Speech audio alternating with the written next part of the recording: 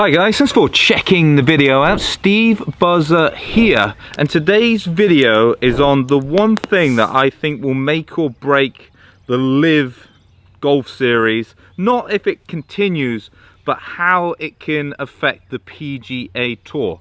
And it's kind of a strange one to be speaking about because the US Open was so good. Congratulations to Matt Fitzpatrick, by the way. But you know, that was such a great spectacle of golf and seemed to do so much good for golf. We then had straight back into this LIV. Before the week, Bryson had confirmed, Koepka has confirmed today, and then the PGA Tour have just announced they're going to kind of try and do this series. They're going to, I don't know how it's going to work, but the top guys will get to play for a lot of money, I think is the gist of it. But the PGA have to be careful. You can't take on the LIV Tour for two very good reasons. The LIV Tour has a ton of money and it can be a loss leader. They don't have to make money, they don't have to justify the spend. This LIV Tour, what could happen, and again this is me speculating, it could be a bit like when Nike pulled out of hardware. You know, all these players could have 3-year deals, they'll just pay them and the tour might not even be here next year. Unlikely, but that could happen. And if that happens, some of these guys could effectively be exactly where the Nike guys were. You know, they get paid their big contract and then they could come back to the tour anyway, because I don't see lifetime bans. But that aside, let's get back on topic.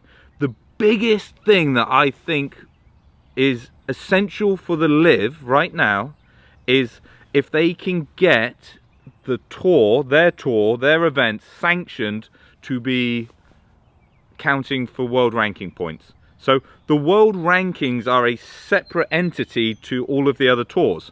So it's not like the PGA Tour can stop the world rankings including it, but I think the process to getting into it is very complex. But obviously the PGA Tour can kind of put a little elbow in there, but I think from a legal standpoint that's where the PGA Tour would be going outside of their kind of remit. So that is probably their tour, the LIV, I keep calling it tour, what is it, LIV Golf, LIV Tour, the LIV Super Cup, but the LIV, let's just go with LIV. The LIV, if they can get world ranking accreditation really quickly, those players then won't have any issues playing in the majors. Because if there's no ranking points, if these players they can kind of get isolated. You know, the guys that have exemptions will just have to keep playing until those exemptions run out. But the big cohort of players, their exemptions will just disappear. So then it won't be a case of being banned from the majors, which I don't see happening, by the way. US Open didn't do it last week. The Open, it kind of violates the term. You know, the Open is letting everybody play. The PGA is run by the PGA. I don't see them getting involved. Masters is the only one that might, you know, they'll do what they want to do. But if the players suddenly lose their world ranking points, they just won't be eligible. You know, they will not be making the field. The world events as well, I think that's a little more complicated because the world events, like, it's not a PGA Tour event, but I think it's co-sanctioned PGA Tour, Asian Tour and DP World Tour. They could get freezed out of those, because if they don't get freezed out of those, if you've got the majors and those world events plus the LIV, that's actually quite a nice schedule. So the PGA Tour are certainly hoping that that can't happen, or they don't want that to happen. But like I say, I think it's crucial about these world ranking points. And if you can get world ranking points, I think the jump across, it already makes financial sense, but I don't think it's as big a risk.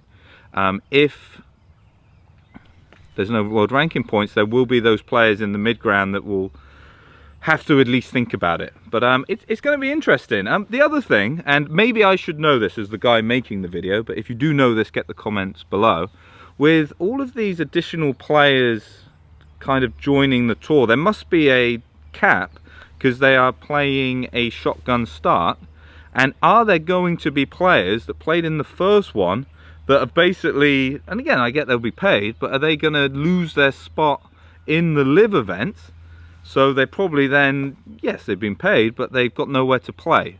Or are they going to find a way to keep maybe another team?